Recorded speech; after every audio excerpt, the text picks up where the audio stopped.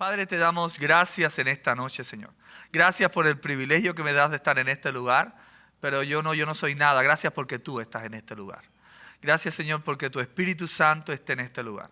Y rogamos, Señor, que conforme estudiamos tu palabra, seas tú hablándonos a cada una de nuestras vidas, Señor. Y trayendo la palabra tuya, Señor, que necesitamos escuchar, Señor. En el nombre de Jesucristo. Amén. Así que la carta de Filipenses fue una de las cartas escritas por el apóstol Pablo desde una circunstancia bien difícil. Pablo estaba preso en Roma, en una prisión domiciliaria. Y si van a Hechos 28:30, no lo vamos a buscar ahora. Pero en Hechos 28:30 se nos narra cómo Pablo estaba en esta circunstancia, pero se le permitía tener visita, se le permitía escribir cartas. Y me encanta porque Pablo estaba en medio de la prisión, en medio de circunstancias difíciles, sin libertad. Y Pablo estaba enfocado en el servicio al reino de Dios. ¿Saben qué? En mi familia fue algo igual. Mi abuelo, no voy a hablar de eso ahora porque no hay tiempo, pero mi abuelo fue a la prisión con 15, 16 años por ser cristiano. Y estuvo 5 años en prisión en las condiciones más horribles e inimaginables que usted se pueda pensar. Y en medio de la prisión, mi abuelo hizo la obra de Dios. Y en medio de la prisión se enfocó en traer salvación a todas las personas que estaban en horrible condición igual que él. Casi todos los que estaban con él, como 70 personas, menos a él y a 2 más, a todos los asesinaron. Y él tuvo el privilegio de predicarle a cada uno antes que muriera. Y el Señor trajo salvación a muchos de ellos. Así que no importa muchas veces la situación en la que nos encontremos, lo importante, ¿qué estamos haciendo? ¿En qué estamos enfocados? ¿Estamos enfocados en nosotros mismos o estamos enfocados en hacer la obra de Dios en el lugar donde estamos? Pablo estaba pronto a tener ese encuentro, comparecer ante César. Estamos hablando del año 61 después de Cristo. Y Pablo había sido un siervo de Dios. ¿Cuántos creen que Pablo ha sido un siervo de Dios? Amén. Pablo es una bendición. Pablo había sufrido como tú y yo nunca hemos sufrido. Si vamos a Corintios, 2 de Corintios capítulo 11, nos va a decir gran parte de los sufrimientos de Pablo. Pablo habría sufrido azotes sin número. Pablo había sufrido cárceles. Pablo había sufrido peligros de muerte. Pablo había sufrido 40 azotes menos 1 de parte de los judíos. Había sido azotado con vara. Había padecido naufragio.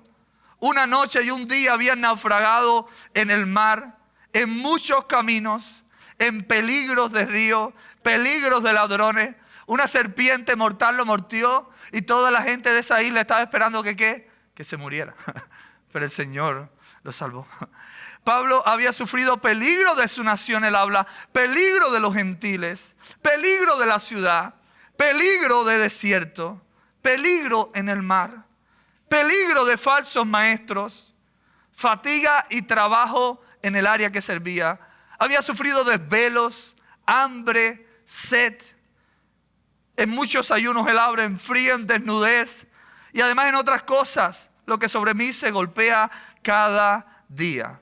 Y dice, la preocupación por todas las iglesias. Si es necesario que me gloriase, me gloriaré en lo que es de mi debilidad. Y eso es lo que habla el apóstol Pablo. Pablo no se presume. Hay mucha gente que hace cosas para Dios, hay mucha gente que sirve al Señor, pero todo lo que hace después es presumir de lo que hacen para Dios. Todo lo que hacen es tomar esto como un crédito y como tal le quitan la gloria a Dios y se dan la gloria a sí mismo. Podemos ver a Pablo y podemos decir, Pablo hubiera podido empezar esta carta a decir, yo Pablo, superhombre, el que ha sufrido más que todos ustedes. Humildemente, escúchenme, porque he sido un hombre muy arriesgado por amor a vosotros. No. Pablo empieza esta carta, y no lo vamos a buscar, pero en Filipenses 1:1 él dice, Pablo y Timoteo, y dice algo muy lindo, siervos de Jesucristo. Y es todo lo que era. Es todo lo que era. Ahora cada vez los hombres quieren más nombre, quieren más posición, quieren más sobrenombre. el altísimo pastor fulano de tal. El el pastor, ministro, evangelista. Y quieren tener tantos nombres cuando el nombre de Jesús es Jesús. Y cuando el nombre de Jesús es Hijo de Dios. Jesús no dijo yo, Jesucristo, Jesús simplemente se presentaba como Él, se presentaba como el Hijo de Dios, como muchas veces como se reveló. Pero Jesús no buscaba una fama para sí mismo. Jesús buscaba que su Padre fuera exaltado en todo, siendo Él Dios. No por nada, Él merecía toda la gloria y la honra, pero era para que nosotros nos diéramos cuenta que nunca tenemos que buscar nada para nosotros mismos. Toda la gloria y la honra siempre tenemos que dirigirla hacia Dios. Estaba compartiendo el domingo en Calvary Chapel, London Beach, y estaba compartiendo del joven rico. Y cómo Jesús se le vira al joven rico cuando él la adula y se arrodilla.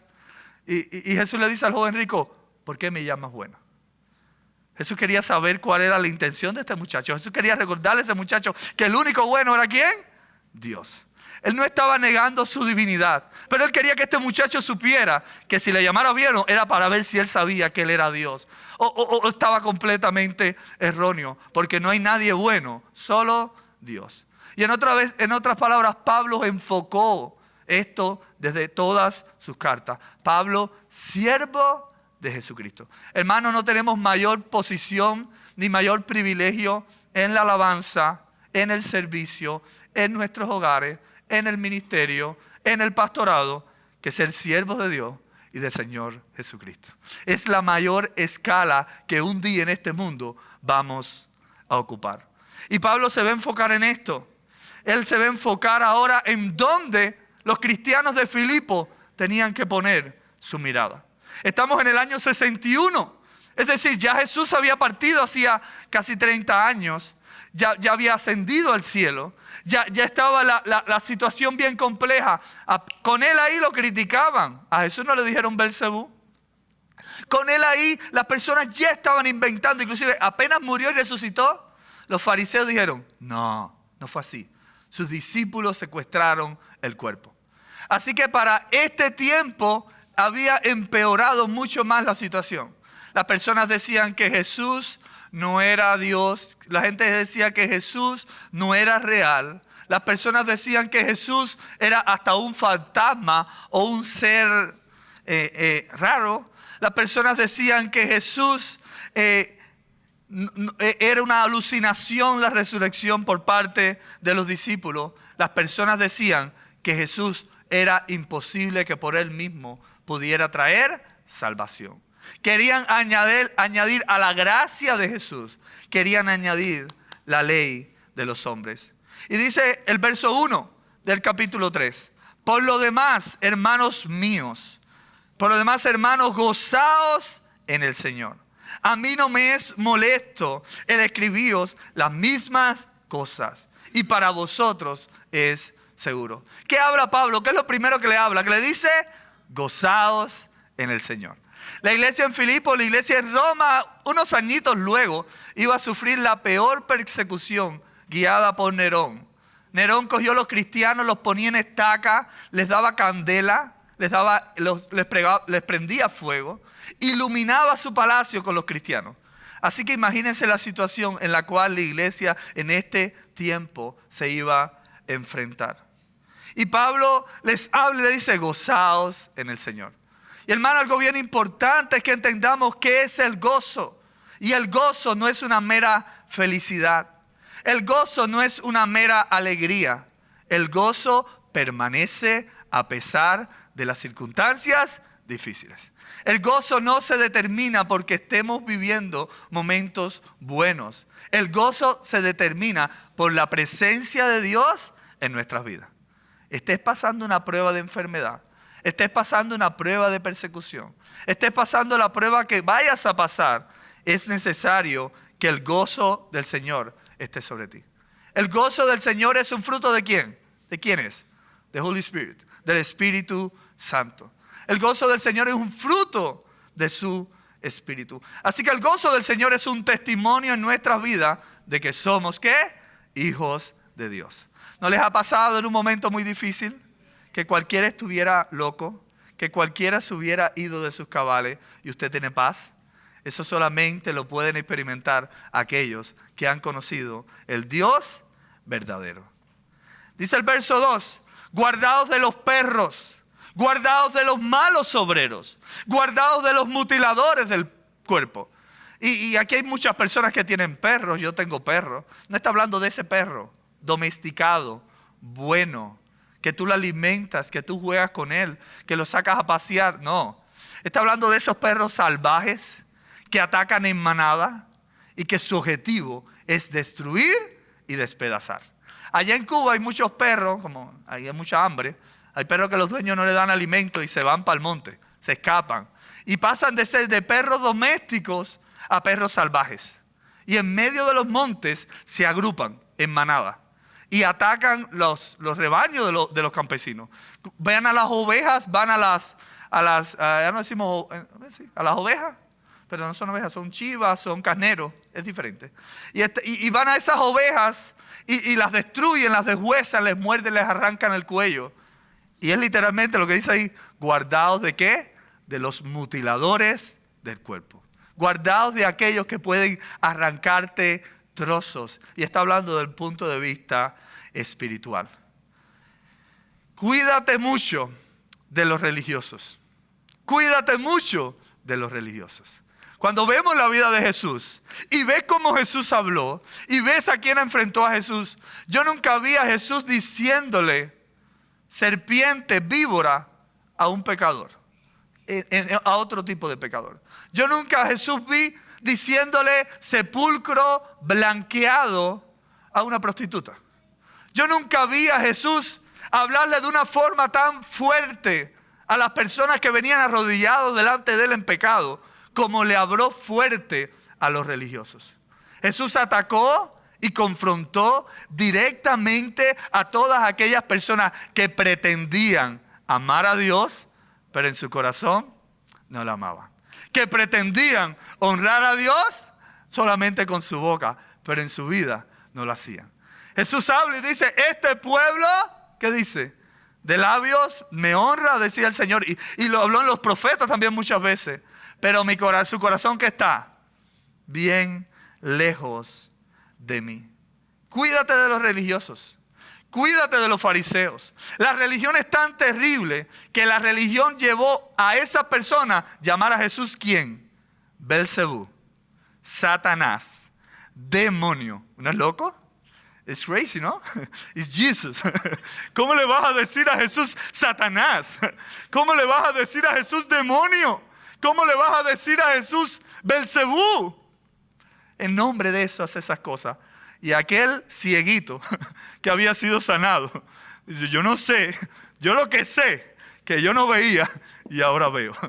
Era loco que aquel infeliz que había sufrido toda su vida tenía más fe y tenía más claridad para ver a Jesús que aquellos religiosos que llevaban años estudiando la Escritura. Para este tiempo habían tres grupos de religiosos.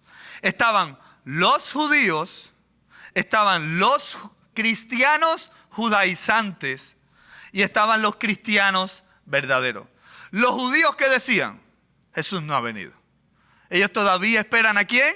Al Mesías. Todavía lo están esperando. Y un día va a venir, pero no va a ser el Mesías.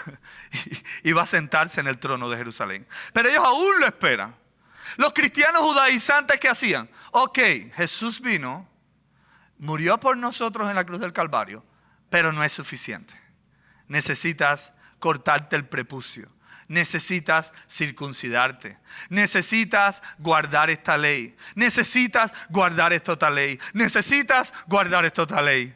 Ellos estaban por años tan cargados de tantas cargas imposibles de llevar que no concebían que Jesús fuera a hacerlo por su gracia, a un regalo completo, a una salvación que solamente era de Él. Tú no podías hacer nada para ganarla y no lo concebían. Entonces cuando veían a una hermana que venía a Cristo, decían, no, tú no puedes tener ese gozo, tú no puedes tener esa, no es suficiente, haz esto y esto y esto. No es suficiente, hombre, que seas cristiano, circuncídate. Pero los apóstoles empezaron a ir a casas de personas que eran gentiles, que no eran judíos, que no eran, y vieron cómo el Espíritu Santo los llenaba. Y vieron cómo el Espíritu Santo se derramaba sobre ellos. Y empezaron a decir, wow, no puedo opinar, no puedo hablar. He visto cómo el Espíritu Santo de Dios se derrama igualmente en su vida que en nuestra vida. Pero los cristianos judaizantes decían, no es imposible. Y empezaban a juzgar a los gentiles. Empezaban a juzgar a los gentiles. No, circuncídate, circuncídate, circuncídate.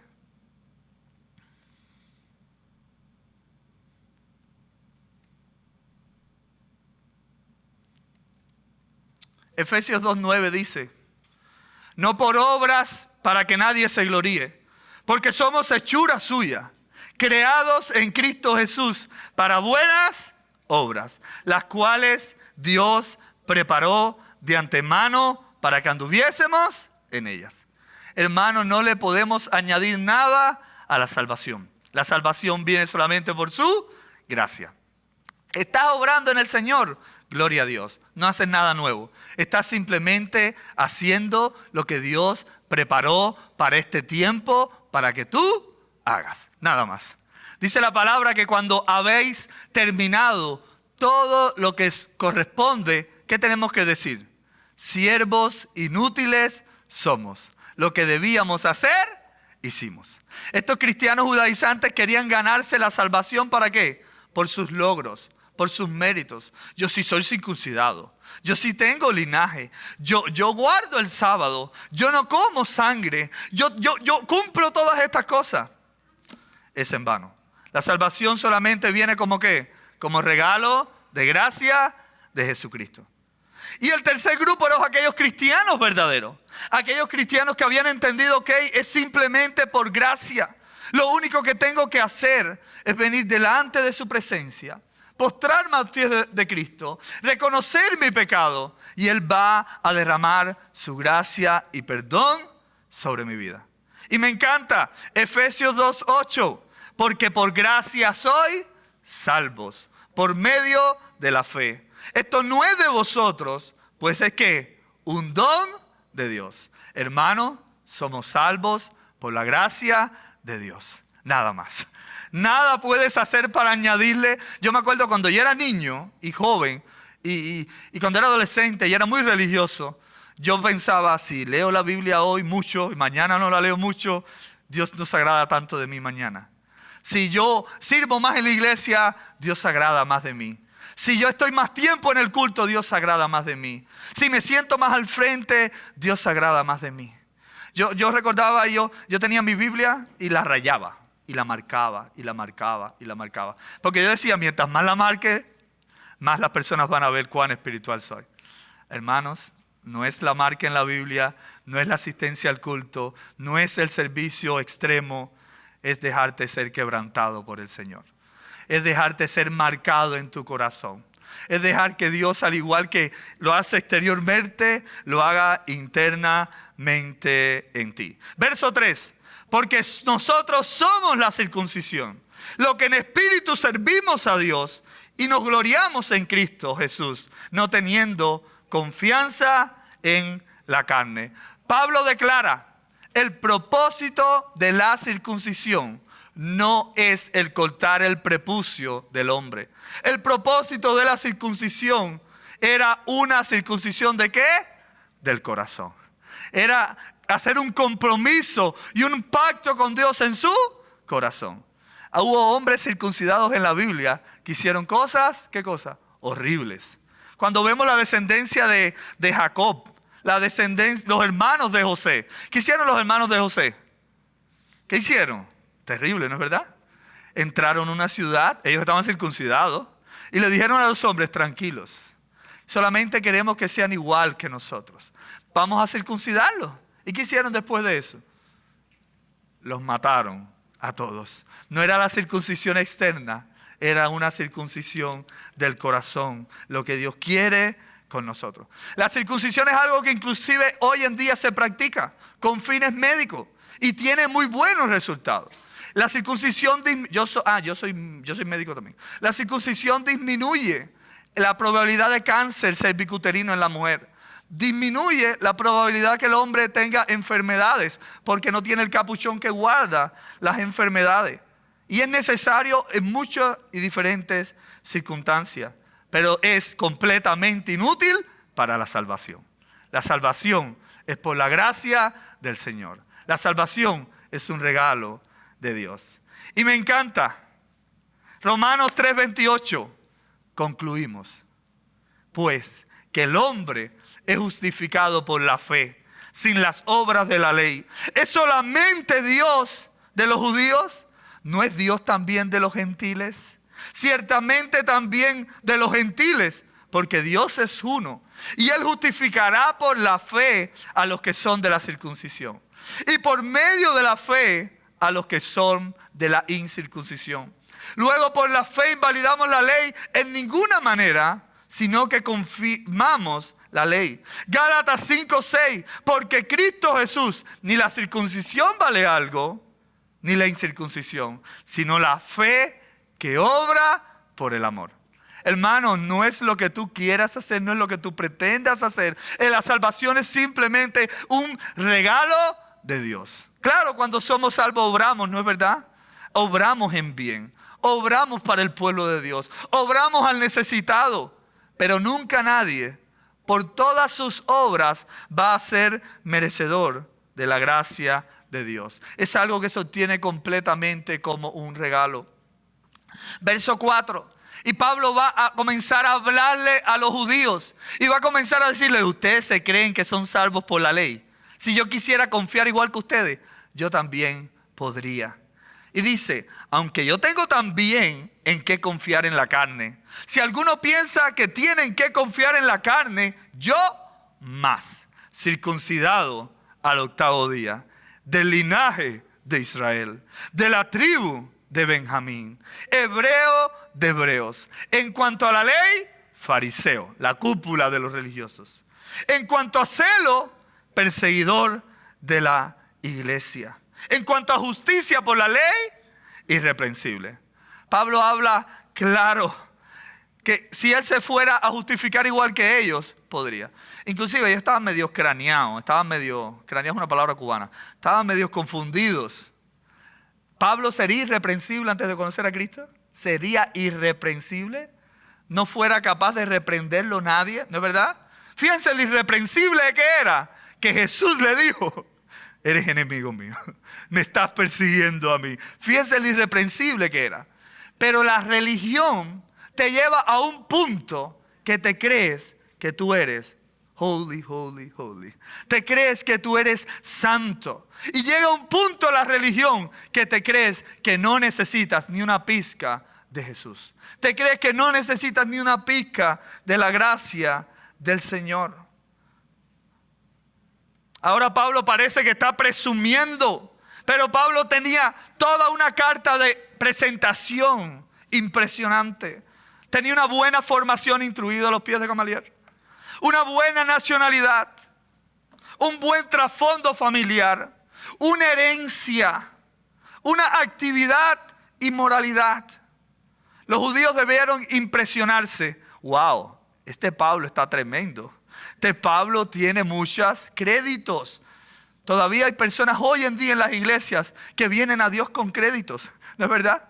Como cuando estábamos en la universidad y necesitábamos créditos para coger una mejor carrera. Por ejemplo, en medicina necesitas muchos créditos. Pero ¿saben qué? Delante de Dios no hay créditos. Delante de Dios el crédito lo ganó Cristo en la cruz del Calvario. Y tomó todas las actas en contra tuya y las clavó en la cruz para darte un regalo gratis, que es la salvación.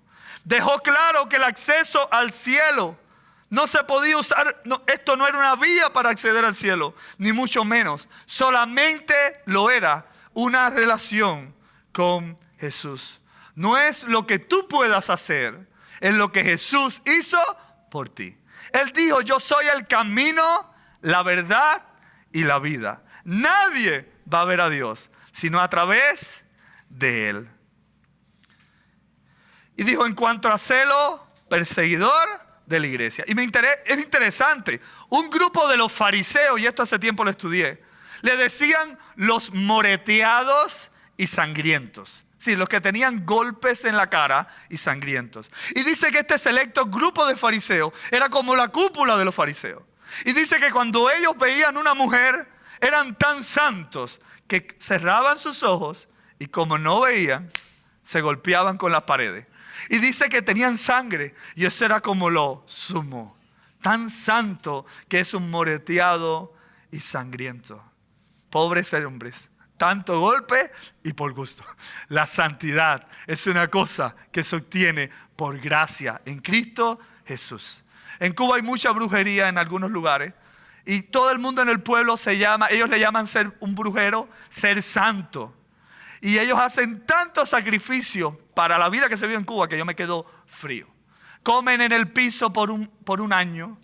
Tienen que meterse en un río en medio de la noche y cosas así. Matan gallinas negras alrededor de ellos con lo cara que es una gallina en Cuba y la falta de comida que hay. Y hacen tantos sacrificios por llegar a ser santos. Y cuando son santos, están más oscuros que antes. Porque la santidad no se puede comprar. Ni acercándose a Satanás mucho menos, ni intentando sobornar a Dios. A Dios no lo podemos sobornar. No lo podemos comprar. Él es el dueño del oro y la plata. Él te ha dado todo por su gracia. Cuando vamos a Hechos 9, clarito, ¿cómo Pablo pudo hacer esto? Pablo, perseguidor de la iglesia. Pablo era yo creo que Pablo fue uno de los mayores exponentes de la gracia, porque fue uno de los que la vio tan palpable. Estuvo ahí cuando mataron a Esteban. Estuvo ahí y dice que Pablo asintió cuando estaban matando a Esteban. Y Esteban fue muerto.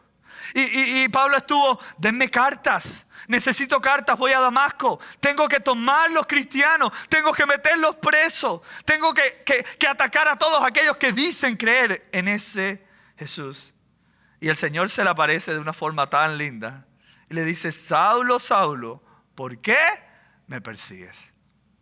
Y en un encuentro con Jesús, lo cambió todo. Y dice, ¿quién tú eres?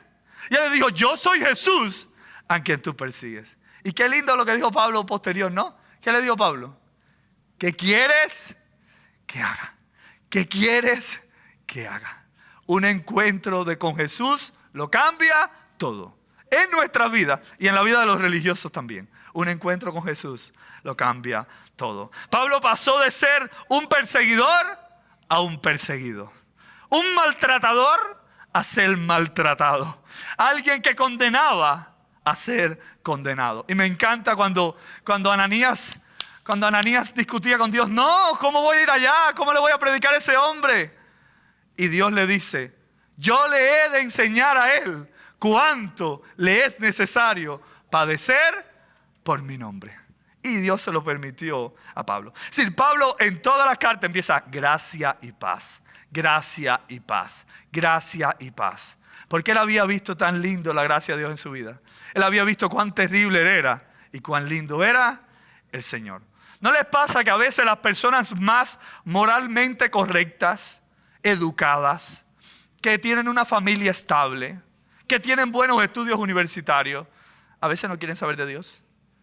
O no necesitan porque dicen, yo soy bueno, yo soy buen esposo, yo soy buen hijo, yo soy buen padre, yo soy buen estudiante, yo tengo las mejores notas en todo. Pero no tienes a Cristo. Y si no tienes a Cristo, no tienes nada. Hay personas que dicen, lo único que le falta es ir a la iglesia.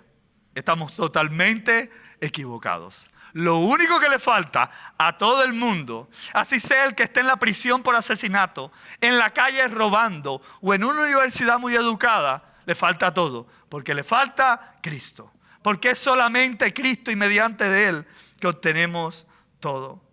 Dice, por cuantas cosas me eran para mí ganancia, las he estimado como pérdida por amor de Cristo.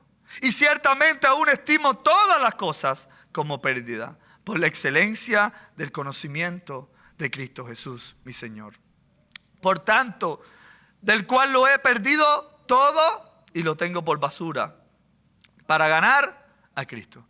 Pablo todos sus méritos, todos sus logros, todos sus récords. Él dijo, todo eso es basura. Todas mis cartas de presentación no me valieron un centavo para alcanzar la salvación. Tuve que recibirlo simplemente por su gracia. Hermano, todas nuestras cartas de presentación no nos valen un centavo para agradar a Dios. Lo agradamos por Jesucristo. Y lo agradamos cuando nos semejamos cada día a Jesucristo. Y lo agradamos cuando le conocemos y tenemos una relación íntima y personal con Él. La relación de una persona con Cristo es más importante que todas las cosas. Había una sola meta en Pablo y era conocer a Cristo. ¿Hay algo más importante que su relación con Cristo? Si sus prioridades están equivocadas, ¿cómo puedes reordenarlas? Hermano, no hay nada más importante aquí en la iglesia, ni en tu casa, ni en todo lugar que estés, que tu relación con Jesús. Y te pregunto, ¿cómo está tu relación con Jesús? No estoy hablando de asistir a un culto. Asistir a un culto no es una relación con Jesús. ¿Cómo está tu relación íntima y personal con el Señor? Segunda de Corintios 12:15. Y yo con mayor placer gastaré lo mío, y aún yo mismo gastaré del todo por temor de vuestras almas. Aunque amándoos más, sea amado menos. Pablo dice, no me importa gastarme. Tony predicaba el año pasado en Cuba y el título del mensaje me encantó porque uno de los puntos principales es, no hay nada mejor que gastarse en la obra de Dios. Hermanos, no hay nada mejor que gastarnos en Cristo Jesús. Pablo decía, todos mis títulos no sirven para nada. ¿Eres arquitecto? Perfecto. ¿Eres médico? Perfecto. ¿Eres un trabajador de ingeniería? Perfecto. ¿Eres un estudiante de teología? Perfecto. ¿Llevas 50 años en la iglesia? Genial. Pero nada de eso vale nada.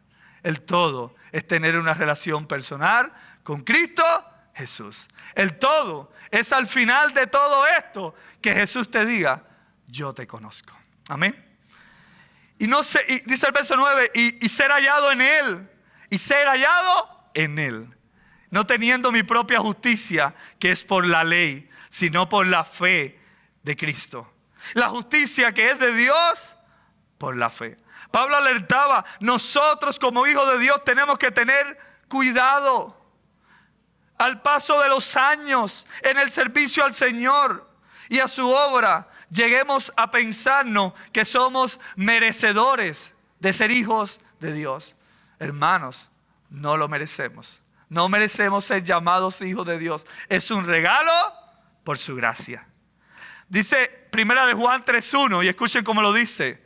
Mirad cuán amor nos ha dado el Padre para que seamos llamados hijos de Dios. Por esto el mundo no nos conoce porque no le conoció a Él. No está en guardar la ley.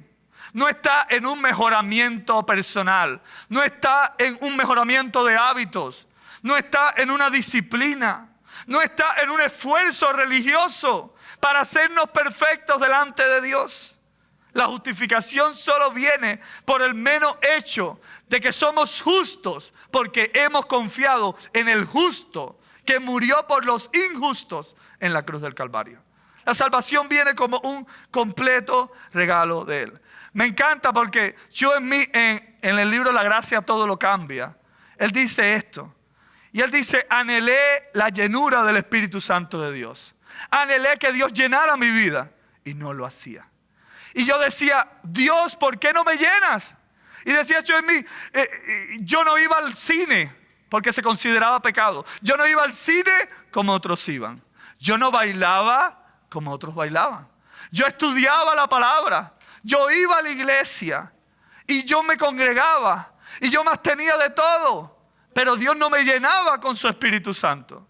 Y fue tan duro para él por mucho tiempo pedirle, Señor, lléname de tu Espíritu Santo.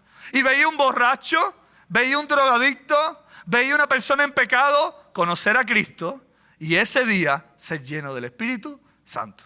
Y él decía, no le entiendo, Dios. Tanto que he hecho y no me llenas. Hasta que yo pienso que estuvo como el Salmo 73. Era una bestia delante de sus ojos. Señor, perdóname. No era mi récord, no eran mis cartas de presentación. Es que solamente era por tu gracia. Y dice Chu en mí, cuando dije eso, ese día Dios me llenó con su Espíritu Santo. Ese día pude experimentar la llenura del Espíritu Santo en mi vida. Al final Él dijo, nosotros recibimos el poder y la llenura del Espíritu Santo confiando y creyendo en Jesucristo como nuestro único Señor y Salvador. No es por guardar ningún tipo de código externo. Dios no se condiciona a nuestra fidelidad. Nosotros somos los que estamos y donde estamos es por su fidelidad para nuestras vidas. Dice el verso 10, a fin de conocerle y el poder de su resurrección y la participación de sus padecimientos, llegando a ser semejante en su muerte, si en que alguna manera llegase a la resurrección de entre los muertos. ¿Cuál es nuestra expectativa de Cristo? ¿Qué resultados estás esperando de tu servicio a Dios? Este tiene que ser el fin. Tu servicio a Dios y su fin es lo que decía Pablo en el verso 10. A fin de conocerle. El todo en esta vida cristiana es el hecho de conocer a Cristo Jesús. Al final nuestro Dios es todo lo que haremos. Es estar eternamente delante de Él. El fin de todo nuestro servicio, el fin de toda nuestra vida en esta tierra es conocer a Dios. El ser conocidos por Él. Y el recibir sobre nosotros el poder de su Espíritu. Cualquier otro enfoque es vano. Hay una diferencia entre saber de Jesús y saber la doctrina de la Biblia y conocer a Jesús y ser lleno por el Espíritu Santo. Hay muchas personas que saben de Jesús, que te pueden dar un mensaje lindísimo de Jesús, pero cuando ves sus vidas te das cuenta que no le conocen. No es el hecho de saber, porque ¿quién sabe más que Satanás? Y sigue siendo Satanás. ¿Quién tiene más experiencias espirituales que los demonios? Y siguen siendo los demonios. Es el hecho de una relación personal con el Dios vivo. Spurgeon dijo, ellos me dijeron que Él es un pastor y yo le conozco porque soy su oveja. Ellos dicen que Él es la puerta y yo he entrado a través de Él. Ellos dicen que Él es comida y mi espíritu se alimenta de Él como el pan del cielo. Por tanto, le conozco como tal. Amén. No es lo que leas en la Biblia, no es lo que entiendas, no es el conocimiento vano, es la experiencia personal por su Espíritu Santo de conocer a Cristo Jesús. Verso 12, no que lo haya alcanzado ya, ni que sea perfecto, sino que prosigo a ver si logro asir aquello por lo cual fui también asido por Cristo Jesús. Hermanos, yo mismo no pretendo haberlo alcanzado ya, pero una cosa hago, olvidando ciertamente lo que queda atrás, extendiéndome a lo que está delante. El domingo estaba en Calvary Chapel Gateway y el pastor Tito estaba compartiendo. Y Tito decía, el peor enemigo del cristiano es este, que pasen 40 años en el servicio, en el ministerio, y pueda decir, he llegado al nivel espiritual que necesitaba. En ese punto marcaste tu declive. Cada día, cada año, cada etapa de nuestra vida, nuestra vista tiene que estar en conocer a Cristo Jesús. Nos falta todavía. No te creas, no nos creamos que ya hemos llegado a la medida. No, vamos a llegar. Él está con nosotros, pero falta camino. Un ciudadano, como el ciudadano, el que tiene una ciudadanía, está en su casa. Esta es mi casa, yo vivo aquí. Un ciudadano está en su casa. Un vagabundo, un homeless, no tiene casa. Un extranjero como soy yo ahora, yo soy extranjero en este país. Yo estoy lejos de mi casa, estoy lejos de mi familia. pero un peregrino se dirige a su casa. Amén. Y eso es lo que somos. Este mundo no es nuestro hogar. No somos vagabundos, no somos extranjeros, no somos ciudadanos de este mundo, somos peregrinos, porque nos dirigimos a nuestra morada celestial. Pablo no pretende ser pretencioso, no pretende ostentar. Simplemente dice, pon tu mirada en la meta, pon tu mirada en la carrera. Una sola cosa hago, olvidando ciertamente lo que queda atrás, me extiendo a lo que está delante. Simplemente Pablo vio que lo único que él quería en su vida era estar con Cristo Jesús. Verso 14, prosigo a la meta, al premio del supremo llamamiento de Dios en Cristo Jesús. Así que todos los que somos perfectos, esto mismo sintamos. Y si otra cosa sentís, esto también os lo revelará Dios. Pablo decía, yo prosigo a la meta. Él podía gloriarse de la condición espiritual que él estaba, pero él solamente dijo, yo estoy caminando hacia la meta. Le preguntaron a un famoso predicador cristiano que miles y tal vez, no sé si millones, pero muchas personas vinieron a Cristo a través de él. Y él era un ancianito y estaba sentado en la puerta de su casa con la esposa. Y un pastor amigo nuestro le preguntó, ¿cómo estás? ¿Qué quieres?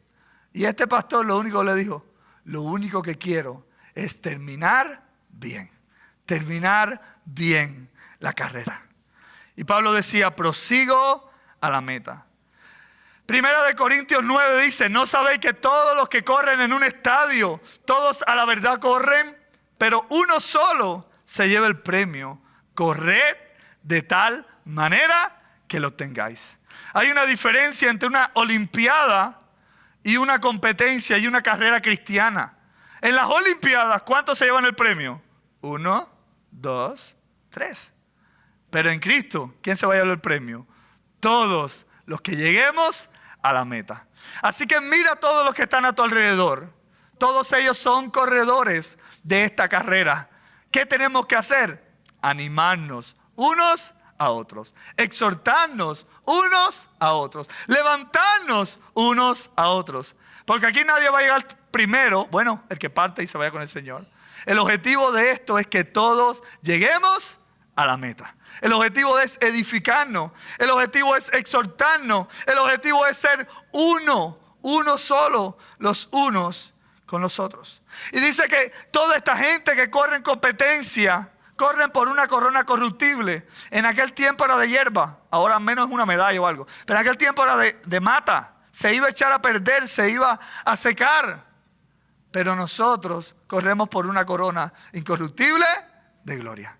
El Señor la tiene. Amén. ¿No han visto los materiales del cielo? ¿Saben lo que son materiales de construcción? Cemento, tierra. ¿Ah? ¿Cuáles son los del cielo? ¿Cuáles son? Oro, diamantes, todas las piedras preciosas. Dios tiene tanto para nosotros que no tenemos ni idea. Pero a veces nos aferramos tanto a este mundo, olvidándonos que vamos al mejor lugar. Alguien dijo, para el cristiano este mundo es todo el infierno que va a conocer. Pero para el que no es cristiano este mundo es todo el cielo que va a conocer. Amén. Gracias a Dios que este es todo el infierno que vamos a conocer, porque vamos a un mejor lugar. Verso 16. Pero en aquello a que hemos llegado, sigamos una misma regla, sintamos una misma cosa. Hermanos, sed imitadores de mí y mirad a los que se conducen según el ejemplo que tenéis en vosotros. Pablo llamó a la unidad, de la iglesia. Jesús oraba que sean uno, así como yo y el Padre somos uno. ¿Qué va a marcar que somos discípulos de Dios? El amor que nos tenemos los unos por los otros. Verso 18, porque por ahí andan muchos, de los cuales os dije muchas veces, aún ahora les digo llorando, que son enemigos de la cruz de Cristo, el fin de los cuales es perdición, y cuyo Dios es el vientre, y cuya gloria es vergüenza, que solo piensan en lo terrenal. Yo creo que uno de los pasajes más duros de la Escritura está en Mateo 7:21. Y dice que cuando personas vinieron delante del Señor Jesús, Jesús le dice, no todo el que me dice, Señor, Señor, entrará ¿a dónde? En el reino de los cielos. Mientras muchos dirán en aquel día, Señor, Señor, no echamos fuera demonios, no hicimos milagros. Entonces os declararé, nunca os conocí, hacedores de maldad. Apartaos de mí, hacedores de maldad. Wow, ¿eh? ¿Quién quisiera escuchar eso? ¿Verdad que no? Procuremos tener una relación con Cristo. Procuremos no vivir por religión, vivir por relación con el Dios vivo. Porque el fin de todo esto es al final de la carrera ser conocidos por el Señor. No importa todo lo que hayas hecho, es en vano si al final Él te dice, nunca te conocí. Pero todo vale la pena si al final Él te dice, buen siervo fiel. En lo poco has sido fiel, en lo mucho te pondré. Entra en el gozo de mi Señor. Dice la palabra en Colosenses 3:2, poned la mira en las cosas de arriba y no en las de la tierra. Es terrible cuando la religión cubre nuestras vidas. Pablo le alertaba y decía, tengan cuidado y os digo llorando, por ahí hay muchos enemigos de la cruz. Aquellos religiosos que hicieron con Esteban, lo apedrearon, cogieron las rocas y se las tiraban. ¿Y qué decían? Esto es por el Señor, gloria a Jehová, matamos a este hombre. Pero dice que Esteban cuando abrió sus ojos y miró al cielo, ¿a quién vio? A Jesús sentado a la diestra de Dios. Y los religiosos hicieron eso. Señor, yo quiero ser Esteban. Yo no quiero ser de los que lanzan rocas. Yo quiero ser de los que te conozcan a ti. Y de los que al final de la vida puedan ver a Cristo. Amén. No importa si recibimos piedras, pero que al final de nuestra vida veamos a Cristo sentado a la diestra de Dios. Mas nuestra ciudadanía está en los cielos, donde también esperamos al Salvador y Señor Jesucristo, el cual transformó nuestro cuerpo de humillación para que sea semejante al cuerpo de gloria suya, por el poder con el cual también sujetar a sí mismo todas las cosas. Hermano, nuestra ciudadanía, ¿dónde está? En los cielos. Nadie te la va a quitar. Nadie te va a deportar del cielo. Nadie te va a retirar. Nadie te puede tomar de ahí. Eso está más que seguro. Dice la Biblia, haceos tesoros, ¿dónde? En los cielos, donde ni la polilla ni el orín corrompen, ni los ladrones miran ni hurtan. Porque donde esté vuestro tesoro, ahí estará también vuestro corazón. Me encanta Hebreos y voy a terminar con esto. Conforme a la fe, murieron todos estos, sin haber recibido lo prometido, sino mirándolo de lejos, creyéndolo, saludándolo. Hebreos 11:13. Porque creyéndolo, saludándolo, confesando que eran extranjeros y peregrinos sobre la tierra. Porque lo que estos dicen claramente dan a entender que buscan una patria. Pues si hubiesen estado pensando en aquella donde salieron, ciertamente tenían tiempo para volver, pero anhelaban una mejor. ¿Cuántos acá anhelan una mejor? Amén. Que Estados Unidos no sea el lugar donde anhelas estar para siempre, porque Dios ha preparado un mucho mejor lugar. En Cuba vivimos una situación que a veces decimos, Señor, acábanos de llevar para ese lugar. Pero a veces cuando vives en un país como este, con muchas comodidades, con la comida que te cae, que tienen luz 24 horas, que tienen agua todo el tiempo por la llave, que tienen sus necesidades básicas cubiertas, piensan, estoy cómodo aquí. Este es el mejor lugar.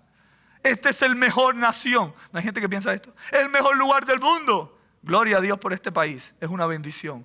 Pero Dios ha preparado un mejor lugar en el cual tú y yo vamos a habitar. Dice, porque buscaban, pero anhelaban una mejor. Esto es celestial. Escuchen, ellos anhelaban ese lugar. Dice, por lo cual Dios no se avergüenza en llamarse Dios de ellos, porque les ha preparado una ciudad. Y dice el Hebreos 11:10, un poquito antes, porque esperaban la ciudad que tiene fundamento, cuyo arquitecto y constructor, ¿quién es? Dios. Amén. ¿Dónde tienes puestos tus ojos? ¿Tienes puestos tus ojos en este mundo? ¿Piensas que la enfermedad es todo y ya todo se acabó? ¿Piensas que tu familia es todo y si ya la perdiste, todo se acabó? ¿Piensas que tu trabajo es todo y si lo perdiste o todo va mal, todo se acabó? Hermanos, en este mundo todo se va a acabar. Pero vamos a un mejor lugar, cuyo arquitecto y constructor es Dios. Si miramos a nuestro alrededor, no aquí en todo el mundo, es deprimente el panorama. La moral del mundo, las enfermedades, los fenómenos, las guerras, los fenómenos naturales. Este mundo va bien bravo, pero el Señor nos ha preparado una morada. Si pones tus ojos en Él, caminarás sobre las aguas. Pero si tú pones los ojos en las tormentas, te hundirás en medio de las aguas. ¿Qué vamos a hacer? ¿Vamos a fijar los ojos en Cristo y caminar? ¿O nos vamos a dejar hundir por la tormenta? Amén. Oremos al Señor, que seamos aquellos que al final, cuando todo esto pase, y puesto que todas estas cosas han de ser desechas, dice la palabra, ¿cómo no vamos a vivir de santa, justa, piadosa manera de vivir? Amén. Vamos a orar al Señor y vamos a pedirle al Señor, Señor, yo quiero estar en ese lugar. Señor, toda la corona, todos los méritos, toda la gloria de este mundo es polvo que se desaparece. Todos los récords que tenemos en la iglesia, todo nuestro servicio a ti, todas nuestras obras a ti, dice tu palabra que son trapos de inmundicia. Señor, anhelamos que todo esto y anhelamos que todo este caminar termine en una sola cosa, conocerte a ti, Señor. Eso es todo lo que queremos. Eso es todo lo que anhelamos. Que cuando todo este mundo pase, te veamos a ti. Que cuando nuestro cuerpo se envejezca, te veamos a ti. Que cuando toda esta vida se acabe, te veamos a ti. Que cuando suframos como Esteban, que la apedrearon, cuando suframos como los cristianos que estaban en medio del círculo romano y los leones se lo comían. En medio del círculo de los romanos y las bestias se lo comían. Ellos pueden decir, Señor, no importa, porque te veré a ti. Tú eres todo lo que necesitamos. Tú eres todo lo que anhelamos. Este mundo no nos ofrece nada comparado con lo que tú nos has dado como regalo por tu gracia. Señor, te rogamos, ayúdanos a permanecer en esta gracia tan linda que has derramado sobre nosotros a través de Jesús. Quita toda tristeza. Quita toda ansiedad, quita toda depresión al mirar el mundo y que tengamos paz al saber que nuestro Maestro camina sobre las aguas y nos hace caminar en medio de toda tempestad. Y nos ha llevado por una senda que dice tu palabra que es de los justos y va como la luz de la aurora, que va en ascenso hasta que el día es perfecto. Señor, anhelamos estar en ese día perfecto. En el nombre de Cristo Jesús te lo rogamos. Rogamos que seas tú con esta iglesia, con este lugar, con cada vida, Padre. En tu nombre, Señor, te damos gracias.